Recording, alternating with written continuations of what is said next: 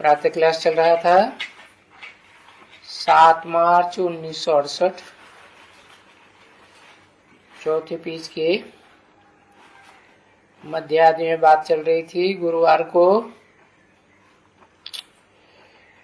कि लौकिक घर जो होते हैं वहां बच्चे कभी भी अपने बाप को परमपिता नहीं कहते हैं।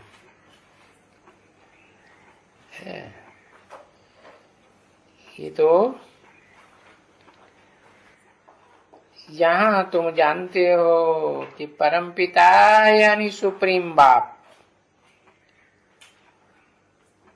जो ही ज्ञान का सागर है।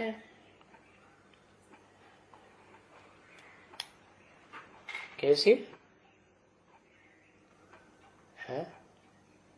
परमपिता ज्ञान सूर्य है कि ज्ञान का सागर है? कैसे है? सूर्य वो तो ठीक है, जान लिया। सागर क्यों कहा फिर? वो ही ज्ञान का सागर है। कैसे हो गया सागर? अरे सागर में प्रवेश किया तो सागर हो गया।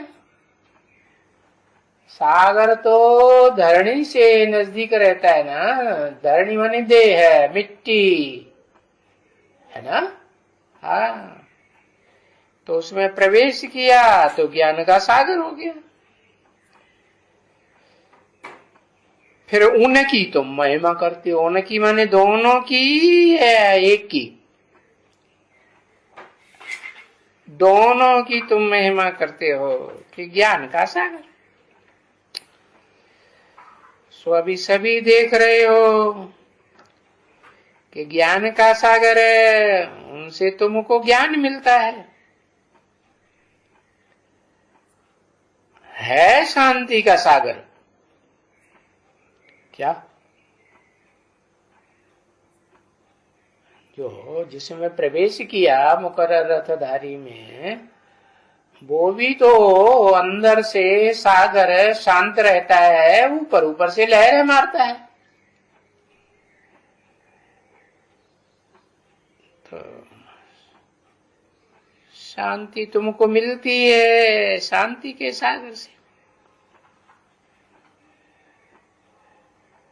तो तुमको शांति के लिए बाहर में नहीं ढूंढना पड़ता है।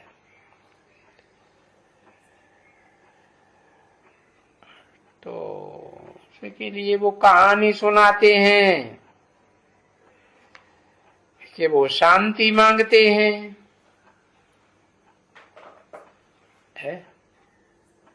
विश्व में शांति कैसे हो? कॉन्फ्रेंस करते हैं ना विश्व शांति के लिए। तो फिर उनको समझाया जाता है क्या? अरे शांति तो गले का हार है, कहां ढूंढते फिरते हो? है? जैसे वो रानी के बारे में बताते हैं ना, बगल में लड़का शहर ढिंढोरा। सो हाल हो गया। अरे तुम तो हो ही आत्मा, तुम कोई मिट्टी के लौंदा, ये शरीर थोड़े ही हो है। तो आत्मा समझेंगे तो शांत, मांगने की करने की दरकार नहीं। अभी गले का हार नहीं है शांति। क्यों? क्यों नहीं है? क्योंकि जो मुकर्रर रथधारी आत्मा है उसको शांति मिल गई। शांति बहन कहते हैं कि शांति माता कहते हैं कि शांति बाप कहते हैं?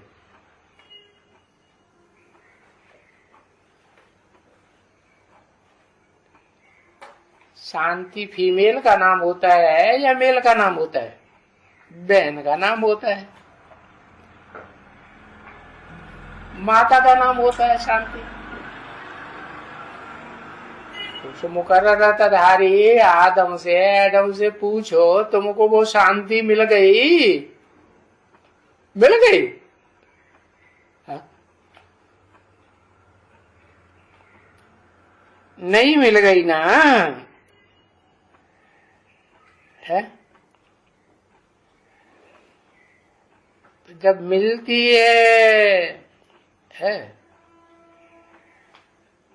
तो तुमको शांति के लिए बाहर नहीं ढूंढना पड़ता है?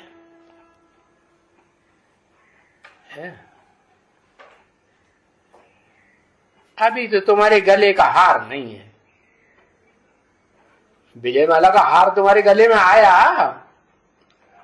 है? नहीं आया ना है? परंतु उस विजय माला को जिसे कहेंगे वो उस आत्मा का तो स्वधर्म है। क्या? परा प्रकृति है ना, एक अपरा प्रकृति माने शरीर, 5 तत्वों का पुतला, और उसमें पराशक्ति माने आत्मा। तो उस आत्मा का स्वधर्म, आप अपना धर्म क्या है? शांत धर्म है कि अशांत है? शांत धर्म है।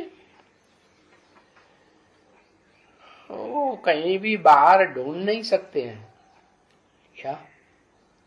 कुछ भी हो जाए क्या, दुनिया में लोग कितने भी अशांत हो जाएं, कोरोना बीमारी आती है, अशांत हुए सारे देश, भारत में भी अशांति आई ना। हाँ, ये लॉकडाउन, वो लॉकडाउन, क्या क्या मुसीबत बना के रख दी। तो वहां क्या संदेश मिला? हाँ, और शांति आत्मा को क्या संदेश मिला? अरे परम पिता ने कोई संदेश दिया साक्षात्कार में? संदेश दिया शांत रहना है, कुछ भी हो जाए शांति को, हाँ, शांति को छोड़ना नहीं है, अपने अंदर शांति बना के रखनी है, और उसे ढूंढ भी नहीं सकते हैं कहीं। तो बोले ये शांति कौन दे सकता है? वो शांति तो और किसी के पास होती ही नहीं। किसी के पास जाती है? किसके पास जाती है? अगर जाती है तो शांति के सागर के पास ही जाती है। शांति या शांता है? शांति किसके पास जाती है? सागर के पास ही जाएगी ना। हाँ। तो देखो, वो बाप आते हैं, तुम बच्चों को शांति का वर्षा दे रहे हैं। कौन सा बाप? जो सदा शांति धाम का वासी है? कौन? वो ही परम पिता, परमात्मा, हेवनली गॉड फादर परमात्मा में प्रवेश करते हैं, परम पाठधारी हीरो में। तो वो आते हैं उसमें, तो तुम बच्चों को शांति का वर्षा दे रहे। हाँ, और थोड़े बहुत नहीं, सब चले जाएंगे, बहुत चले जाएंगे अपने घर शांति धाम में। बहुत क्यों? इसका मतलब कुछ रह जाएंगे। बहुत तो चले जाएंगे, कुछ रह जाएंगे इधर? कुछ नहीं रह जाएंगे, एक रह जाएगा। अच्छा, उसकी प्रजा नहीं रह जाएगी है? अरे इस दुनिया में सभी आत्माएं चली जाएंगी कि बहुत चली जाएंगी, थोड़ी रह जाएंगी? अरे रुद्रमाला है रौद्र रूप धारण करने वाले की, तो रुद्रमाला में जो भी मणके हैं, एक तो 108 की रुद्रमाला, फिर है 500 करोड़ की रुद्रमाला, वो तो है, वो 500 करोड़ में तो बताया बहुत से हैं जो चले जाएंगे। तो वो स्पेशल माला जो है जिसमें 4.5 लोग ज्यादा से ज्यादा गिने जाते हैं। कितने? 4.5 लाख। हाँ, और विजय माला भी ऐड होती है तो वो भी रुद्रमाला में मिल जाती है। रुद्र के स्वभाव संस्कार से मिलकर एक होती है कि नहीं? एक हो जाती है। तो बताया वो थोड़े रह जाएंगे और बाकी बहुत क्या होगा? चले जाएंगे, अपने शांति धाम में चले जाएंगे बहुत। और फिर सतयुग में अशांति होती ही नहीं है। जब आएंगे ना ब्रह्मा बाबा और ब्रह्मा की फॉलोअर साथ में आएंगी ना, सतयुग में नहीं आएंगी, आएंगी तो फिर सतयुग में अशांति तो नहीं होती है कभी भी नहीं, क्योंकि यही सत्य का युग। कोई में ये 5 विकार होते ही नहीं। ये तो रावण के मुख हैं, है वो तो झूठा है, चोर चकार डकैत है, यह सच्चा है? झूठा है ना? झूठा है कि सच्चा है? झूठा है। इसलिए बताया कि सतयुग में भी वो जो आने वाली आत्माएं हैं वो सब शांत रहती है। वो शांति का राज्य उसको कहा जाता है। क्या? उसको कंट्रोल करने वाली कौन? वहां भी जो राधा कृष्ण को जन्म देने वाली होगी वो शांति होगी कि नहीं? है? यहाँ पुरुषोत्तम संगम युग में भी वो शांति है या नहीं है? नहीं है, है। हाँ। तो उसका राज्य वहां भी उसको कहा जाता है। तो राज्य अकेला ही होता है, उसको कहा जाता है अद्वैत राज्य। दूसरा उसमें कोई होता ही नहीं। क्यों?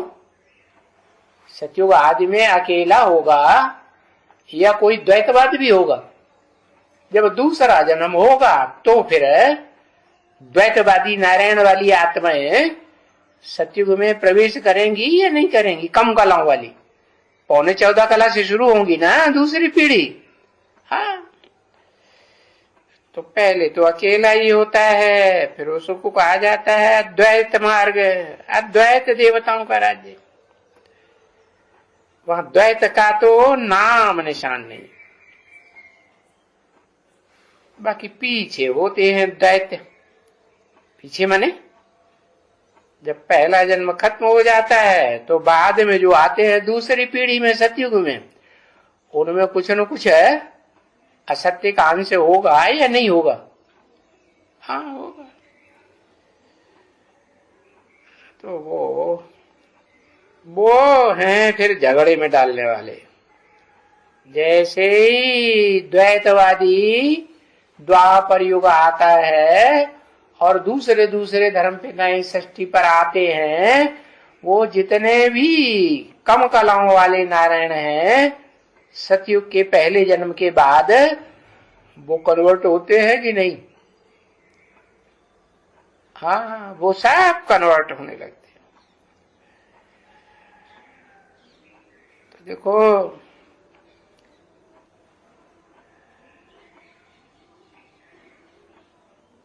अभी तुम तो देवता बनते हो, देवताई राज्य एक राज्य, और दूसरे तो सभी खलास हो जाएंगे, है? सभी खलास हो जाएंगे। जो दूसरे धर्म में कन्वर्ट होने वाले हैं वो भी कन्वर्ट होने वाले देवताएं तो बनते हैं ना, सतयुग में नहीं बनते हैं, कम कला के बनते हैं। तो वो सब यहां रहेंगे विष्णु लोक में, है? ऐसे लोक में जहां तुम जाते हो जहां अतीन्द्रिय सुख भोगते हो, वहां वो रहेंगे कम कलाओं वाले? नहीं रहेंगे, सभी खलास हो जाएंगे। तो बताते हैं कि अद्वैत शास्त्र तो सिर्फ एक गीता है। क्या? ये गीता है, अद्वैत शास्त्र माना जिसमें दो दो बातों की बात है ही नहीं। परंतु अभी वो शास्त्रकारों ने जो गीता लिखी है वो है झूठी। क्यों झूठी हो गई? क्योंकि उसमें कंट्रोलर कौन दिखाई दिया? वही 16 कला संपूर्ण कलाबद्ध कृष्ण। कलातीत सुख भोगने वाली आत्मा अपने शरीर से, या कलाओं में बंधा हुआ सुख भोगने वाली आत्मा चंद्रमा की तरह, हाँ बंधा हुआ। तो देखो वो झूठी गीता में उस 16 कला संपूर्ण कृष्ण कलाबद्ध का नाम डालने से वो गीता झूठी हो गई। उन्होंने बनाई है। किन्होंने? शास्त्रकारों ने। ये बाप आकर के देवता धर्म की स्थापना करते हैं। हाँ, जो जो पूरा पूरा वर्षा 84 जन्म का लेते हैं, और ये फिर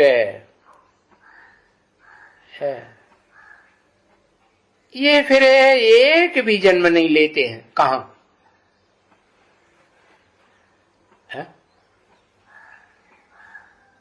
ये फिर एक भी जन्म नहीं लेते हैं। कौन? अरे जो कम कलाओं वाले हैं वो तो एक भी जन्म नहीं लेते हैं। फिर ये 16 कला संपूर्ण वाला एक जन्म लेता है या नहीं? विष्णु लोक में लेता तो है। विष्णु की भुजा दिखाई जाती है तो नहीं होता है? होता तो है, परंतु अपने शरीर से नहीं होता है। हाँ, तो ये तो अलौकिक जन्म है। इसको कहा जाता है अलौकिक, इसे लोक का नहीं है। ये लोक तो स्थूल लोक है ना, अलौकिक लोक कौन सा है? सूक्ष्म लोक को कहेंगे अलौकिक लोक, इस लोक का नहीं है। अलौकिक माना दूसरा कोई जन्म ऐसा लेता ही नहीं है। समझा ना बच्चे? ये फिर आते हैं, फिर नहीं आएंगे और जन्मों में। बस एक दफा अभी आते हैं पुरुषोत्तम स्वर्णिम संगम युग में। आत्माएं आएंगी कि नहीं?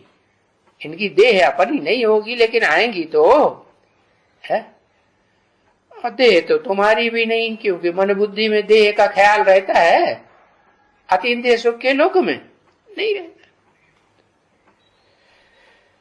तो दूसरे तो फिर आते हैं, फिर आत्मा वापस तो नहीं जाती है कोई की है। तो वो तो आत्मा घड़ी घड़ी शरीर लेती है। एक शरीर छोड़ा, दूसरा शरीर लिया।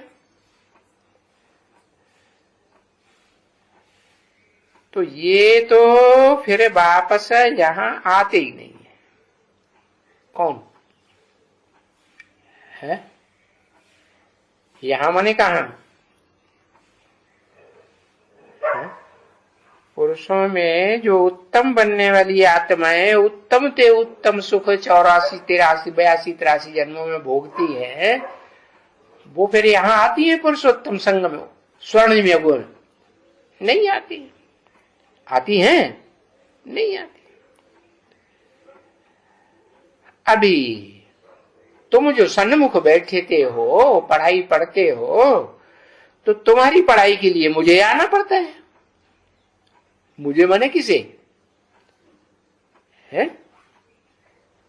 सुप्रीम सोल को, हेवनली गॉड फादर को। तुम बच्चों के लिए जो सन्मुख बैठ के पढ़ाई पढ़ते हो, उनके लिए आना पड़ता है। पड़ता है, मजबूरी है।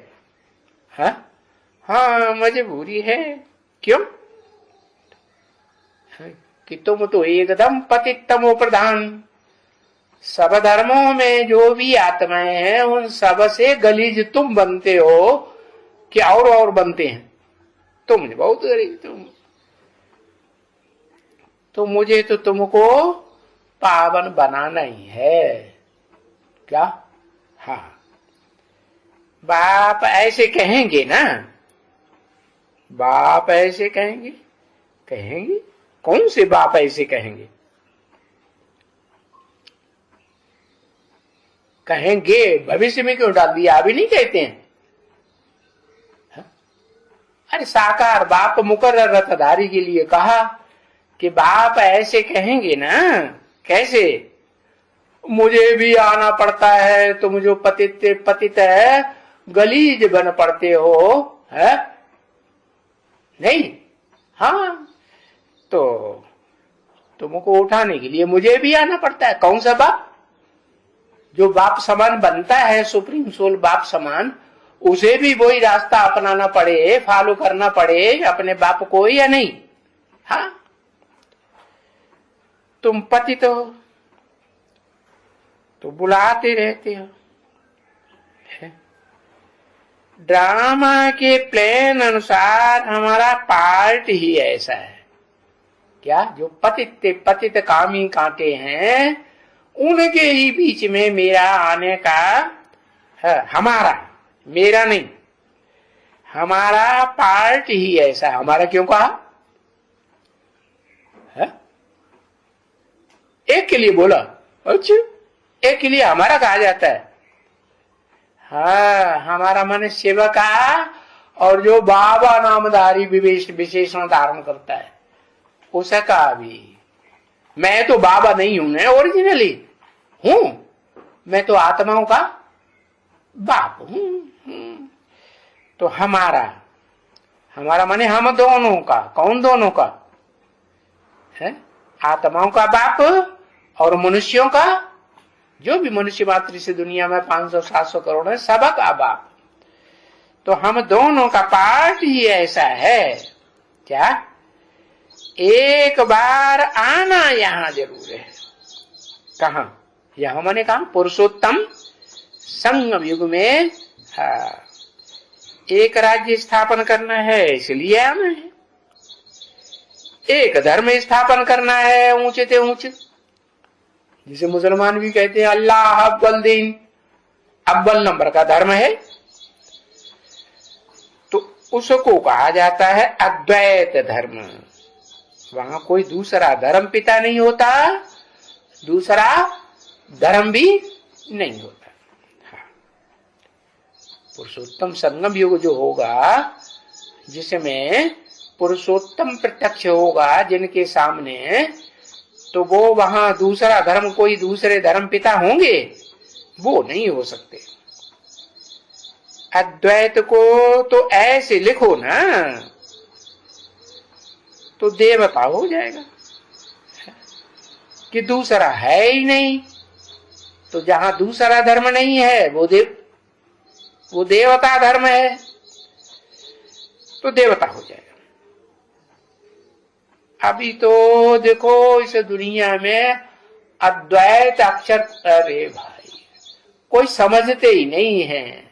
समझते हैं? अद्वैत अक्षर तो कोई भी नहीं समझते। कोई माने तुम बच्चों के सिवाय कोई भी नहीं समझते। अद्वैत का मतलब क्या है? दूसरा कोई हो ही नहीं, एक ही एक। अब तुम कहते भी हो मेरा तो एक शिव बाबा, दूसरा ना कोई। अरे कोई नहीं याद आएगा? हा? कोई से बात नहीं करोगे? कोई को नहीं देखोगे? इसलिए कहा कि अद्वैत तो कोई समझते ही नहीं है। अगर समझे तो मन बुद्धि से है कोई को याद न करे, आंखों से कोई को देखना अच्छा ही नहीं लगेगा, कोई से बात करना अच्छा लगेगा, अच्छा ही नहीं लगेगा। तो समझते ही नहीं है अद्वैत का मतलब क्या है। अद्वैत का मतलब ही है एक ही है, एक ही क्या शख्सियत, एक ही पर्सनालिटी, एक पर्सनालिटी के अलावा और कोई दूसरी पर्सनालिटी न याद आए, न देखने में आए, न बात करने के लिए दिल हो या देखे या बात करे, और कर्मेंद्रियों के साथ संग करने का तो सवाल पैदा ही नहीं होगा फिर।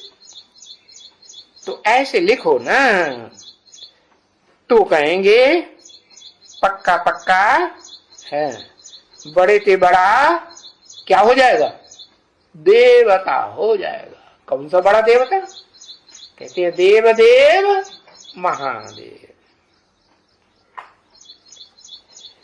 तुम बच्चों को समझाते हैं कि अद्वैत माने देवता और द्वैत माना दैत्य।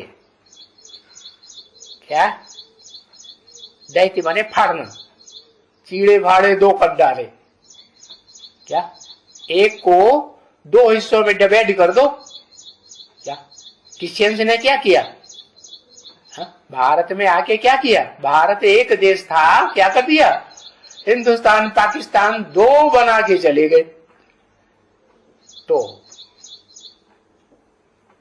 क्या किया? किसको फॉलो किया?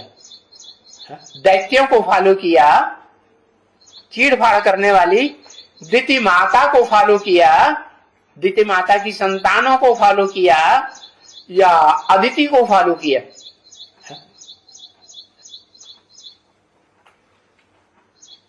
किसको फॉलो किया? दिति को फॉलो किया क्रिश्चियंस ने। क्रिश्चियंस की तो बात हो रही है।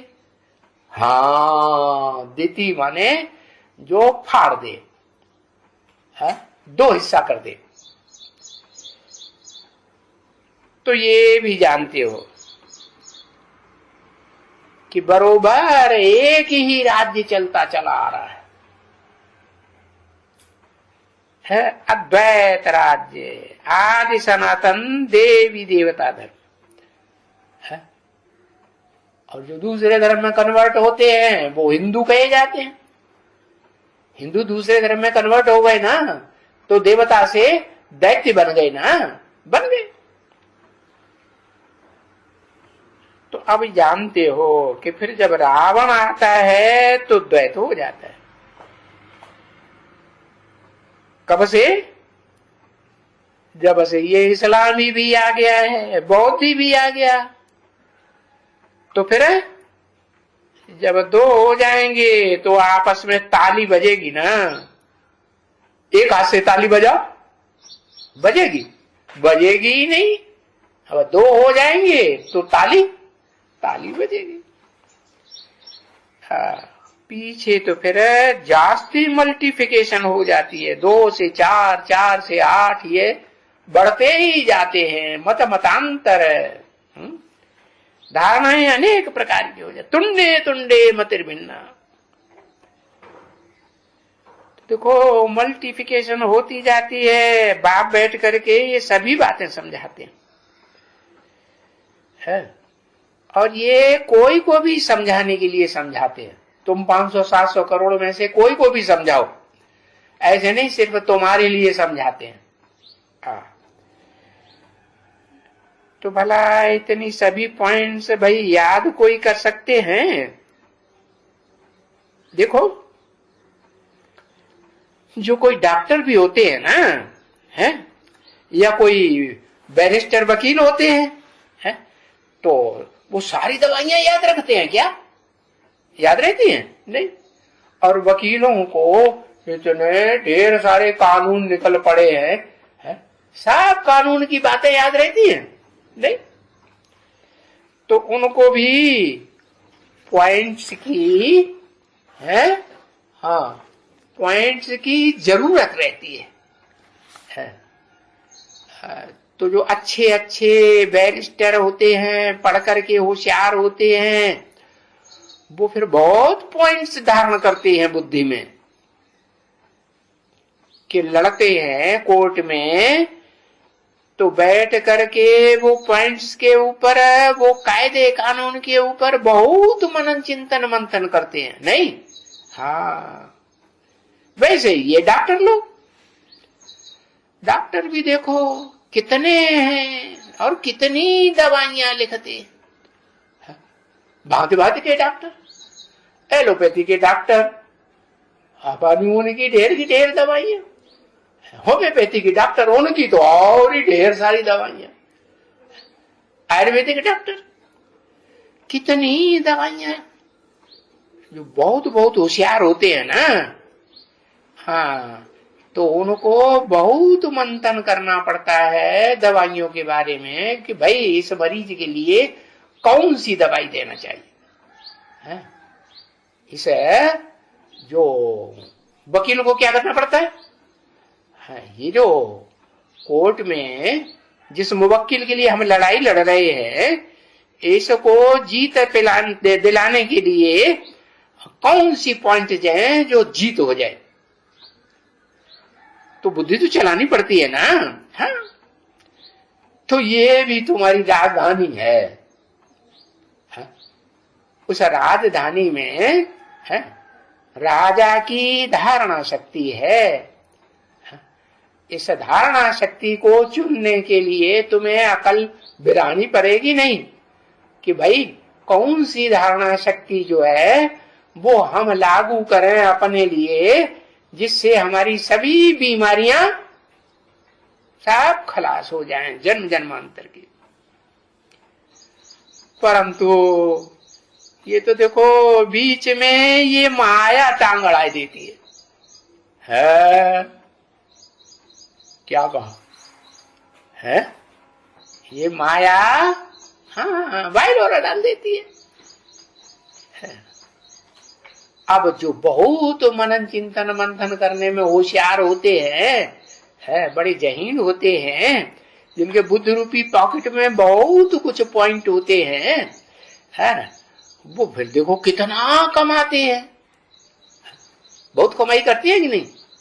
तो ये बातें, दुनिया वाली बातें बाबा क्यों सुनाते हैं, उनके दुनिया की मिसाल क्यों देते हैं? तुम बच्चों को ये मिसाल देने की दुनिया की क्या जरूरत? वो मिसाल देके समझाते हैं कि जैसे वो डॉक्टर होते हैं, वो वकील होते हैं, तो कितना कमाते हैं। तुम बेहद के वकील, बेहद के डॉक्टर, बेहद के सर्जन नहीं, हाँ बनते हो, तो तुमको भी फिर मनन चिंतन मंथन करके ढेर सारे नए नए पॉइंट, ढेर सारी दवाइयां तैयार करनी पड़े। कई कई दवाइयां मिक्स करके नई नई दवाई तैयार कर देते कि नहीं करते? कर देते। तो बच्ची जो बहुत कमाते हैं, लाखों लाख रुपया कमाते हैं, और एक एक केस का भी कमाई लेते हैं, उनको इतना पैसा मिलता है, कमाते हैं। अरे दिन में 5, 10, 20 हजार तो कोई उनके लिए बात ही नहीं है एक दिन में। होशियार डॉक्टर हो, अरे कभी सर्जन देखा? सर्जरी करते हैं ना, साधारण डॉक्टरों के मुकाबले ज्यादा पैसा लेते हैं कि कम लेते हैं? बहुत पैसा लेते हैं।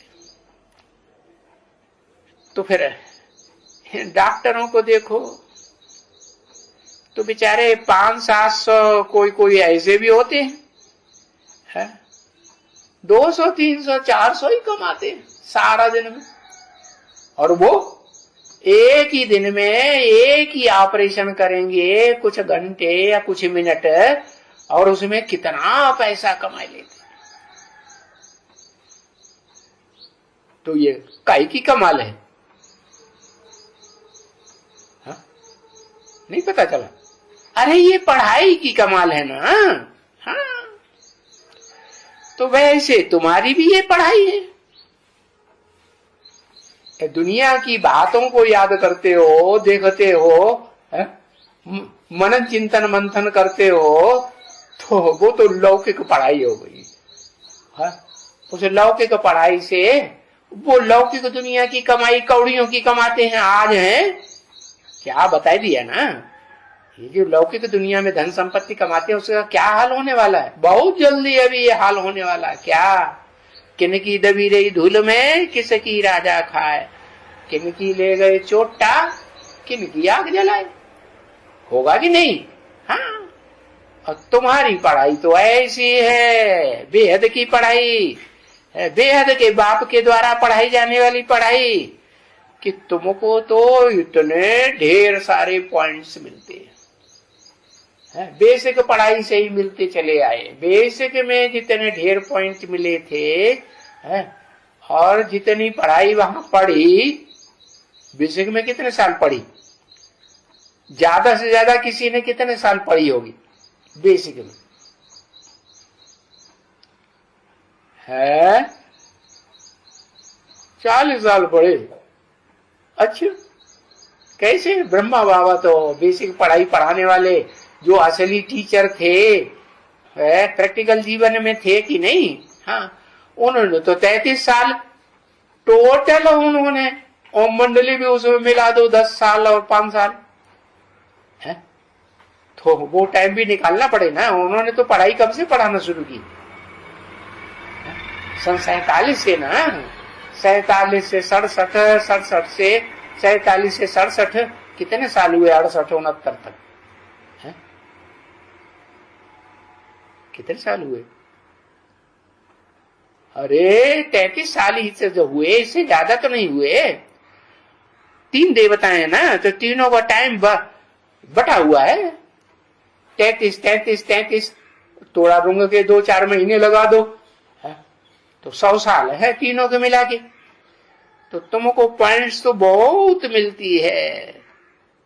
बेसिक नॉलेज के मुकाबले जास्ती पॉइंट्स मिलती है या कम मिलती है?